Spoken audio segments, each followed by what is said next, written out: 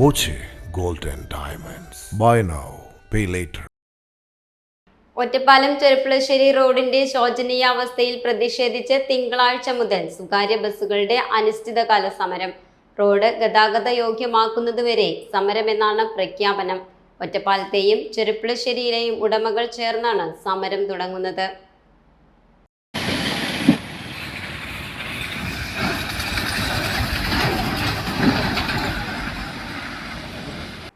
ഒറ്റപ്പാലം ചെറുപ്പുളശ്ശേരി പാതയിൽ സർവീസ് നടത്തുന്ന 80ഓളം ബസ്സുകളാണ് സർവീസ് മുടക്കുന്നത്.